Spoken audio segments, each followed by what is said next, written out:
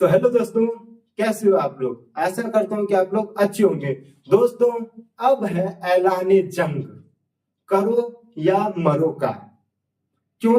क्योंकि अब आपका होने वाला है 10th और 12th का बोर्ड एग्जाम। और ये 10th और 12th का जो एग्जाम है वो सिर्फ एग्जाम एग्जाम नहीं है, आपके लिए मैदानी जंग है। मैदानी जंग है दोस्तों। अब यहाँ पे इस जंग का जो मैदान है ये तो सज चुकी है। अब बस यहाँ पे आना किसको है, तो योद्धा को आना है। किसको दोस्तों? योद्धा को आना है। और ये जो योद्धा है वो कौन है? आप है। और आपकी योग्यता, आपकी मेहनत ये साबित करेगी इस यहाँ पे कि जीत किसके हाथ में होगी। यानी कि अगर आप में योग्यता है, आप पढ़े लिखे हैं, तो आप इस बोर्ड एग्जाम को बारीकी से क्या करेंगे, क्वालिफाइड कर जाएंगे, अन्यथा भीड़ का हिस्सा बन जाएंगे। तो कुछ करना है तो इस बार मौका है, इस बार जो उखाड़ना है उखाड़ लो, अन्यथा जीवन भर पछताते रहोगे। ठीक है दोस्तों, क्योंकि हम एक बात बार बार कहते हैं कि दरिया तेरी खैर नहीं, बूंदों ने बगावत कर ली है, रे तलवार तुमको झुकना पड़ेगा कि गर्दन ने बगावत कर ली है। दोस्तों, तो याद रखना, अपने आप को, अपनी योग्यता को पहचानो और इस बार अपने आप को साबित करके दिखाओ, अच्छे नंबर लाके दिखाओ, तब हम मानेंगे कि नहीं आप में योग्यता है। ठीक है, तो चलिए हम बात करते हैं कि अब क्या होने वाला है दोस्तों। 10th और 12th का फ्री क्रैश कोर्स हमने क्या कर दिया, शुरू कर दिया है। ठीक है दोस्तों, और आज हम इस क्लास में यानी कि 12th क्लास में यानी 12th क्लास का हिंदी चैप्टर के बारे में बात करेंगे। ठीक है दोस्तों, तो हमारा पहला अध्याय है बातचीत। क्या है दोस्तों? 12th क्लास के हिंदी का पहला चैप्टर क्या है?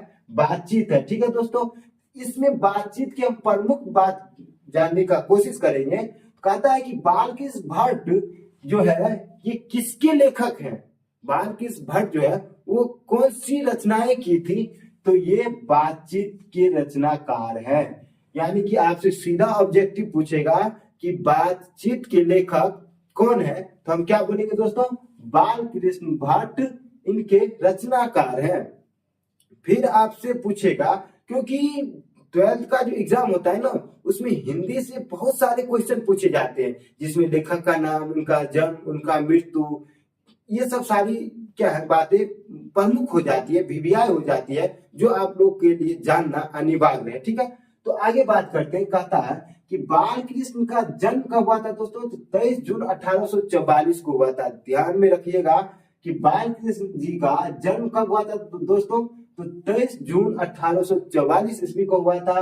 और इनका मृत्यु यानी कि बालकृष्ण जी का मृत्यु कब हुआ था दोस्तों? तो 20 जुलाई 1914 को हुआ था। ध्यान में रहेगा इतना बात, दो बातें कि बालकृष्ण जी किसके लेखक हैं? बातचीत के लेखक हैं। इनका जन्म कब हुआ था? 23 जून 1844 को हुआ था। और मृत्यु कब हुआ था? 20 जुलाई 1914 को हुआ था। ठीक है दोस्तों, अब ये हम देख लिए, जन्म देख लिए, मृत्यु देख लिए। अब मुख्य आता है कि ये रहते कहाँ थे, बालकृष्ण जी रहते कहाँ थे, यानी कि इनका निवास स्थान कहाँ था दोस्तों? तो बालकृष्ण भट्ट का निवास स्थान कहाँ था दोस्तों? इलाहाबाद में। और इलाहाबाद अभी कहाँ पड़ता है दोस्तों? यूपी में पड़ता है, यानी कि उत्तर प्रदेश में पड़ता है। ठीक है दोस्तों, आगे है क्या भाई, कोई इंसान है तो उसका माँ बाप तो होगा, उनके माँ बाप का कुछ ना कुछ तो नाम होगा। ठीक उसी प्रकार जिसमें कहता है कि बालकृष्ण भट्ट के माता का क्या नाम था दोस्तों? तो पार्वती देवी था। यानी कि बालकृष्ण भट्ट का जो माता जी थे उनका क्या नाम था दोस्तों? पार्वती देवी। तो आपसे ऑब्जेक्टिव सीधे पूछ देगा कि बालकृष्ण भट्ट के माता जी का क्या नाम था दोस्तों? तो क्या नाम था? पार्वती देवी। ठीक है, अब कहेगा कि इनके पिता का क्या नाम था, यानी ऑब्जेक्टिव आपसे पूछ दिया जाएगा कि बताइए बालकृष्ण भट्ट के पिता का क्या नाम था दोस्तों? तो बेनी प्रसाद भट्ट इनके पिता का नाम था। ठीक है दोस्तों, आगे कहता है कि अब ये जो बालकृष्ण जी है ये बहुत सारी रचनाएं की है, यानी कि बहुत सारी किताबों को लिखा है। तो इनमें प्रमुख रचना क्या हो जाएगा? पहला हो जाएगा रहस्य कथा, इसके बाद रास्तल यात्रा, रसातल यात्रा। ठीक है दोस्तों, अगला होगा हमारी घड़ी, इसके बाद सद्भाव का अभाव, ये सारी पुस्तकें किसने लिखा है दोस्तों? बाल कृष्ण भट्ट ने लिखा है। तो आपसे ऐसे ऑब्जेक्टिव पूछेगा कि बाल कृष्ण जी की प्रमुख रचनाएं हैं, तो ऑब्जेक्टिव में दे देगा रस कथा, हमारी घड़ी, सद्भाव का अभाव, और दे देगा इनमें से सभी। तो क्या मारना है दोस्तों? इनमें से सभी मारना है, ठीक है। अब बाल कृष्ण भट्ट के द्वारा कुछ नाटक भी लिखे गए।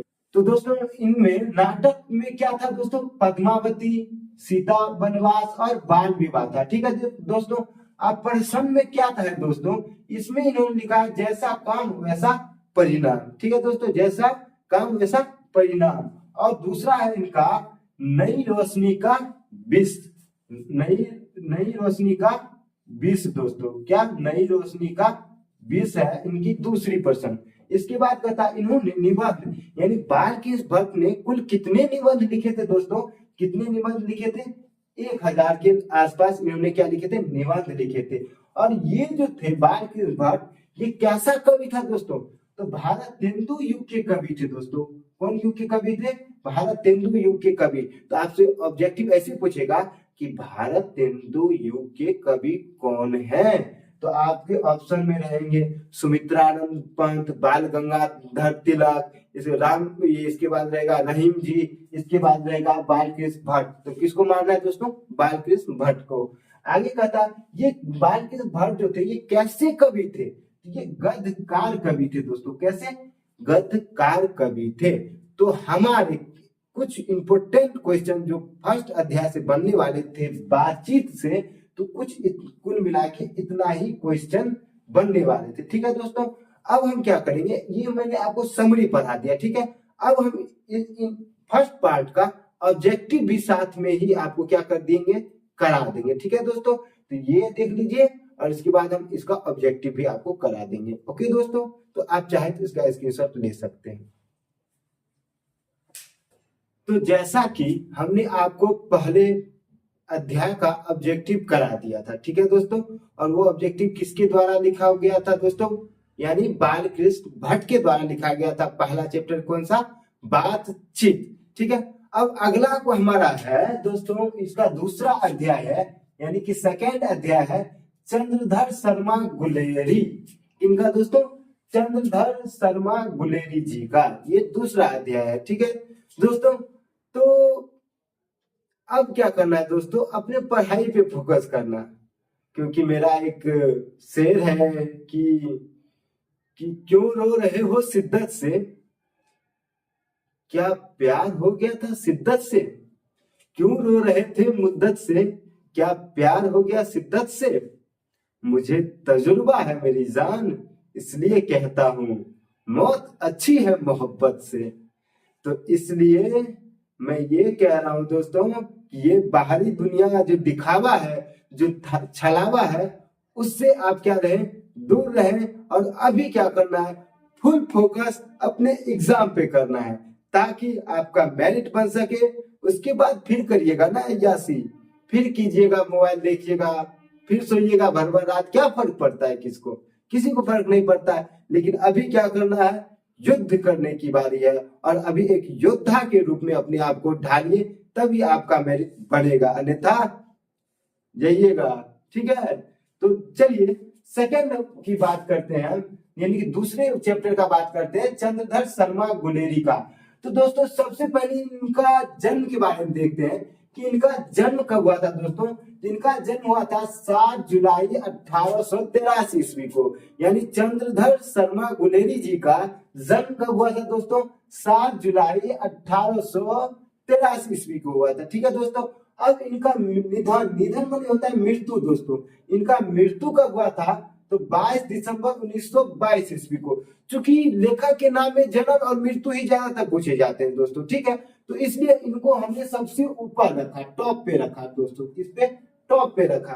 तो इनका जन्म कब हुआ था? 7 जुलाई 1883 ईस्वी को, और मृत्यु कब हुआ था? 22 दिसंबर 1922 ईस्वी को, ठीक है दोस्तों। अब इनका कहता है कि इनका मूल निवास कहाँ था दोस्तों? हिमाचल प्रदेश के गांव में था, ठीक है। जबकि जन्म स्थान कहाँ था दोस्तों? तो जयपुर, यानी जयपुर कहाँ पड़ता है? राजस्थान में। अब जैसे दोस्तों कि मेरा जन्म कहाँ हुआ, मान लीजिए कि मेरा जन्म बिहार में होता है, और हम बस कहाँ जाते हैं, यानी बस कहाँ जाते हैं, मान लीजिए शहर में, नोएडा में, उत्तर प्रदेश में बस जाते हैं। तो यही हुआ इनके साथ कि ये चंद्रधर शर्मा जी जो थे, इनका जन्म जयपुर के में राजस्थान में हुआ था, लेकिन ये रहने कहाँ लगे थे, मूल निवास इनका कहाँ बन गया, हिमाचल प्रदेश में के एक गांव में बन गया था दोस्तों। ठीक है, अगला बात करते हैं कि इनकी शिक्षा यानी चंद्रधर शर्मा जी की शिक्षा क्या थी, क्या रही थी दोस्तों। तो इन्होंने 1899 ईस्वी में इलाहाबाद में शिक्षा का ग्रहण किया। पहला 1899 में इसने इलाहाबाद में क्या किया, शिक्षा का ग्रहण किया। दूसरा इन्होंने दोस्तों 1903 में कलकत्ता विश्वविद्यालय से इंटरमीडिएट की शिक्षा प्राप्त की दोस्तों। ठीक है, ध्यान में रखिएगा, ये सब मोस्ट वीवीआई क्वेश्चन है कि आपसे पूछा जाएगा कि प्रारंभिक शिक्षा कहाँ से ग्रहण किया। तो 1899 ईस्वी में इलाहाबाद में इन्होंने प्रारंभिक शिक्षा का ग्रहण किया। इसके बाद 1903 ईस्वी में कलकत्ता विश्वविद्यालय से इन्होंने इंटरमीडिएट की शिक्षा प्राप्त की। अगला क्वेश्चन है कि 1903 में इलाहाबाद से बीएड, यानी 1903 ईस्वी में इन्होंने इलाहाबाद से बीएड की डिग्री प्राप्त की, यानी बीएड किए। ठीक है, अगला इनका संपादन, मतलब इनका संपादन मतलब क्या होता है दोस्तों, हम लोग बार बार यह संपादन देखते हैं, संपादन मतलब क्या होता है, चलिए देखते हैं। इनका पहला संपादन था समालोचन, इसके बाद दूसरा था काशी नागरी प्रचारणी पत्रिका, यानी पत्रिका मतलब होता है कि कोई पेपर पे, जैसे हम लोग अभी होते हैं पेपर पे बहुत प्रकार की टिप्पणियां जो होती है उसी को पत्रिका एक तरह से बोला जा सकता है दोस्तों। ठीक है, इनकी प्रमुख संपादन क्या था दोस्तों, तो समालोचक और काशी नागरी प्रचारणी पत्रिका थी। इसके बाद इनकी प्रमुख रचना की बात करते हैं, मतलब चंद्रधर शर्मा गुलेरी जी के द्वारा कौन सी रचनाएं की गई।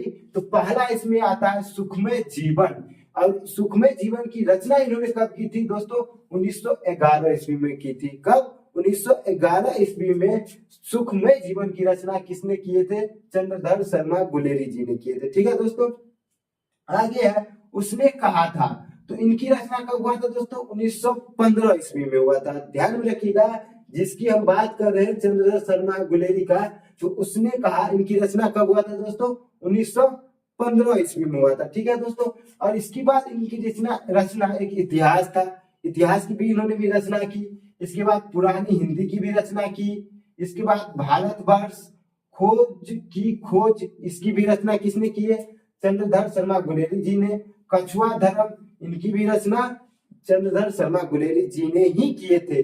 तो आपसे सीधा पूछ दिया जाएगा एग्जाम में ऑब्जेक्टिव क्वेश्चन के रूप में कि बताइए कि कछुआ धर्म की रचनाकार कौन है, तो कौन होंगे दोस्तों, चंद्रधर शर्मा गुलेरी जी। आगे कहता है कि इन्होंने 3 कहानी लिखे, मतलब चंद्रधर शर्मा गुलेरी जो थे इन्होंने कुल 3 कहानी ही लिखे, और 3 कहानी लिखकर ही आप वो इतने फेमस हो गए दोस्तों।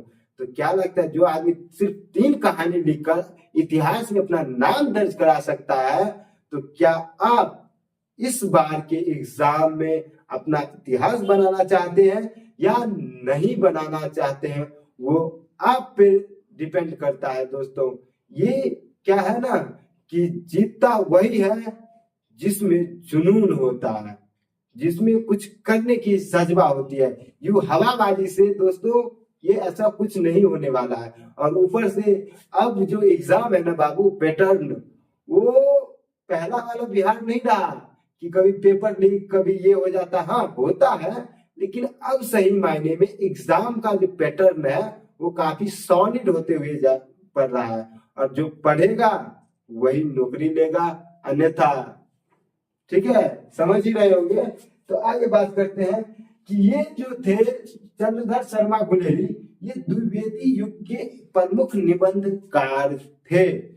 तो ये कुल मिला के बातें हमारा इतना ही है, और इतना से ही बहुत सारे ऑब्जेक्टिव तैयार हो सकते हैं, और चिंता करने की बिल्कुल जरूरत नहीं है। अभी हम आपके पास खड़े हैं। तो ये तो समरी हमने आपको बताया, ठीक है। और इसके नेक्स्ट भाग में, दूसरे भाग में हम क्या करेंगे, इसका ऑब्जेक्टिव करा देंगे ताकि आपको समरी के साथ साथ, क्योंकि आप ये पढ़ लिए, अब जो आप ऑब्जेक्टिव पढ़िएगा ना तो भली भांति आपको समझ में आएगा, इसलिए घबराने की जरूरत नहीं है।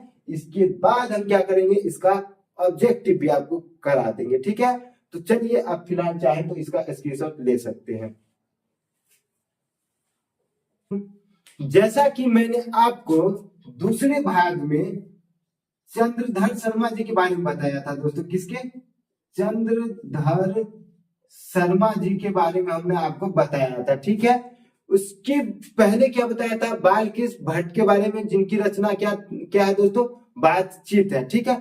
अब तीसरा हमारा है, ये तीसरा भाग है, ये संपूर्ण क्रांति का है दोस्तों, और इनके लेखक कौन है, जयप्रकाश नारायण जी।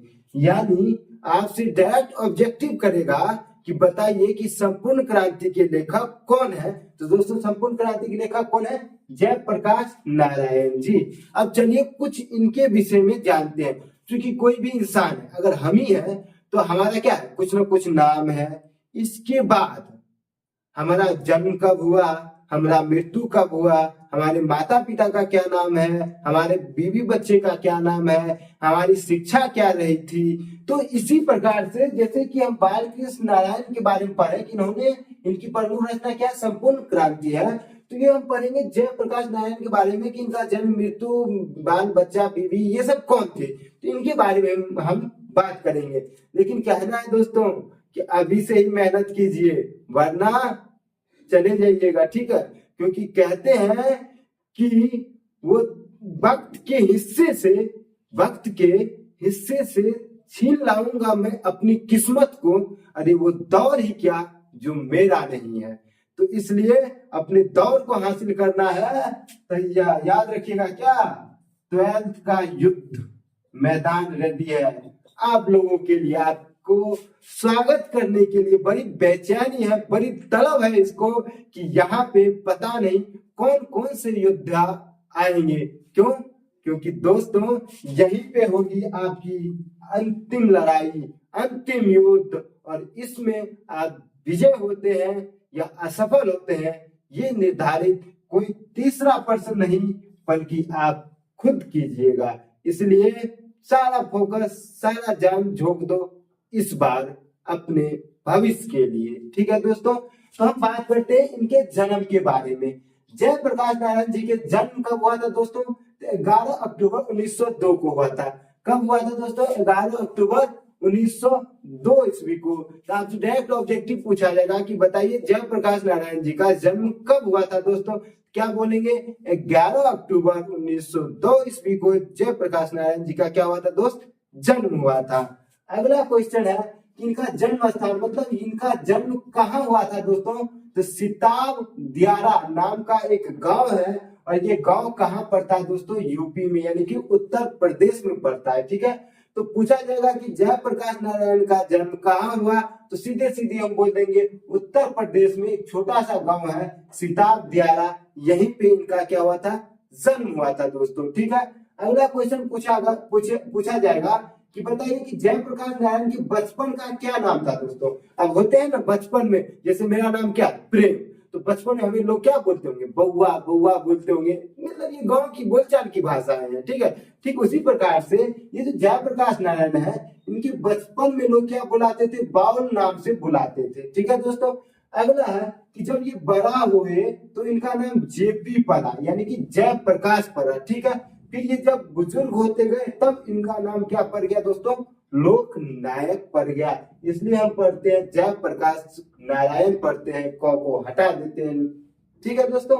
अगला है इनकी माता जी का क्या नाम था दोस्त, तो फूल रानी देवी, यानी जयप्रकाश नारायण जी के माता जी का क्या नाम था दोस्तों, फूल रानी नाम थे, ठीक है दोस्तों।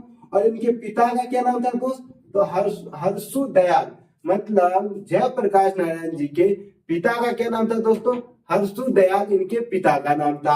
अब इनके पत्नी का क्या नाम था दोस्तों, तो प्रभावती देवी इनके पत्नी का नाम था। इनके जयप्रकाश नारायण के पत्नी का क्या नाम था दोस्तों, प्रभावती नाम था, ठीक है।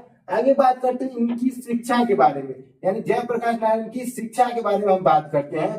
तो पहला है इन्होंने कि हिंदी की वर्तमान स्थिति, इन्होंने एक लेख लिखा था जिसका नाम था हिंदी की वर्तमान स्थिति।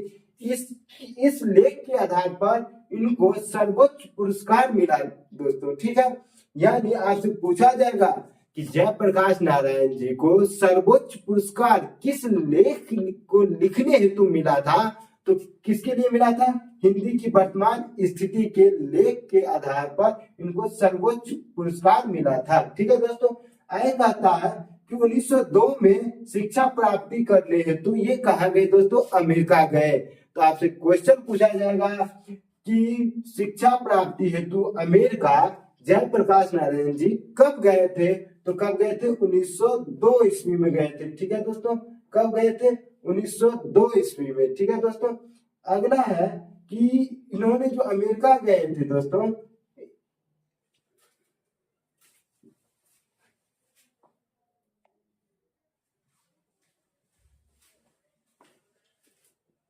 तो ये कुछ बेसिक बातें थी किनकी? जयप्रकाश नारायण जी के बारे में, ठीक है दोस्तों। अब बात करते हैं इनके राजनीतिक जीवन के बारे में, ठीक है। तो इनके राजनीतिक जीवन में इन्होंने 1229 ईस्वी में कांग्रेस में शामिल हुए थे दोस्तों। कब हुए थे? 1229 में कांग्रेस में ये शामिल हुए थे। इसके बाद 1932 में सविनय अवज्ञा आंदोलन के दौरान ये कहा गए, जेल भी गए थे, ठीक है दोस्तों। तो आपसे पूछा जाएगा कि जयप्रकाश नारायण जी सविनय अवज्ञा आंदोलन के दौरान जेल किस ईस्वी को गए थे? तो 1932 ईस्वी को, ठीक है दोस्तों। इसके बाद 1952 में प्रजा सोशलिस्ट पार्टी के गठन में इन्होंने अहम योगदान निभाया दोस्तों, ठीक है। आपसे पूछा जाएगा कि प्रजा सोशलिस्ट पार्टी के गठन में इन्होंने जो योगदान दिया था ये कब दिया था? 1952 में। इसके बाद 1974 में ये छात्र आंदोलन के नेतृत्व भी किए थे दोस्तों। यानी 1974 में जयप्रकाश नारायण जी ने छात्र आंदोलन के नेतृत्व भी किए थे, ठीक है दोस्तों।